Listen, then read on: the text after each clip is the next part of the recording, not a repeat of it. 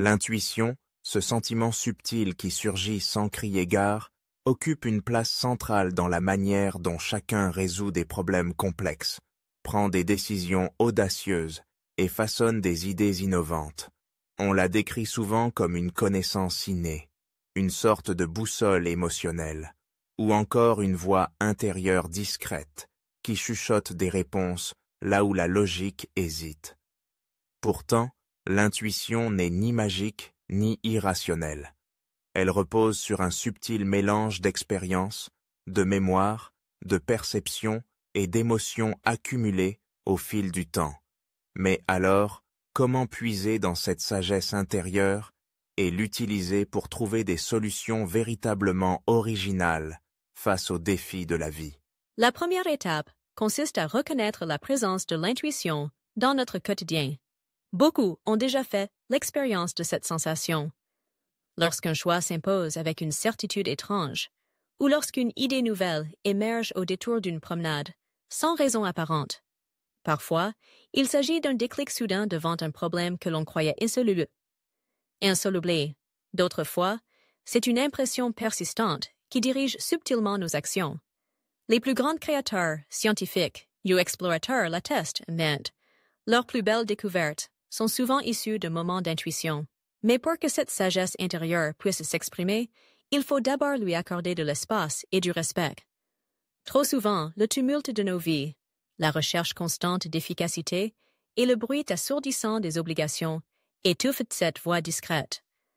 Apprendre à ralentir, à marquer des pauses et à cultiver le silence intérieur devient alors essentiel. La méditation, la marche en pleine nature, ou simplement quelques instants de respiration consciente peuvent ouvrir la porte à des ressentis nouveaux, des prises de conscience subtiles et des perspectives inédites.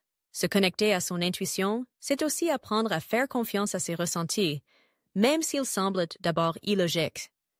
À ce stade, il ne s'agit pas de rejeter l'analyse rationnelle, mais de reconnaître que l'esprit humain fonctionne en deux temps, un temps pour collecter, ordonner et analyser l'information, un autre pour laisser mûrir inconsciemment les données jusqu'à ce qu'une solution jaillisse.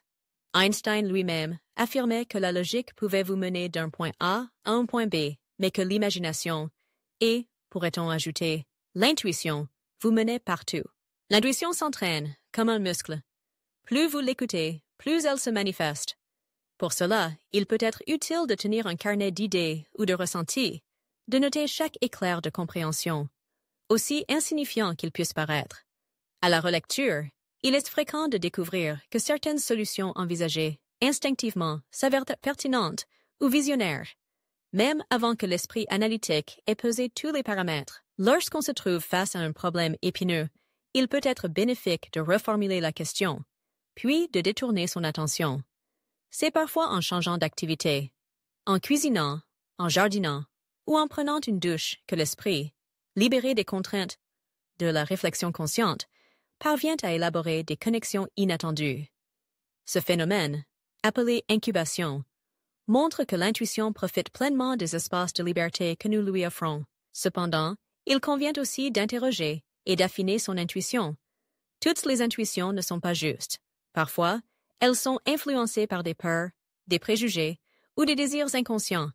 Apprendre à distinguer une véritable intuition, souvent paisible, détendue et claire, d'une réaction impulsive ou émotionnelle, requiert honnêteté et discernement. Se poser la question « D'où vient ce sentiment? Qu'est-ce qu'il me dit vraiment ?» permet de clarifier le message intérieur et d'éviter les fausses pistes. L'intuition s'exprime aussi à travers la créativité.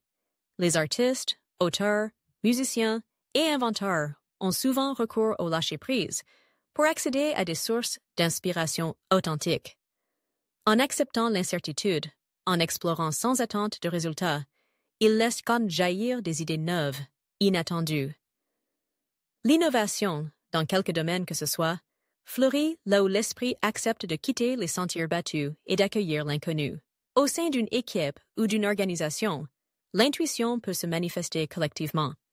Les échanges d'idées, les séances de brainstorming et la diversité des points de vue encouragent l'émergence de solutions collectives portées par l'intuition de chacun. Cultiver un environnement ouvert, où la parole intuitive est valorisée, stimule la résolution créative des problèmes et renforce la cohésion. N'oublions pas que l'intuition s'enrichit de l'expérience.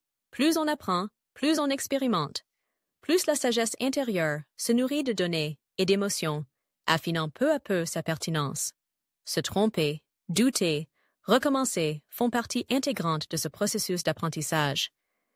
À chaque réussite, chaque échec devient une brique supplémentaire, une trace dans notre mémoire émotionnelle, sur laquelle l'intuition pourra s'appuyer lors des prochains défis.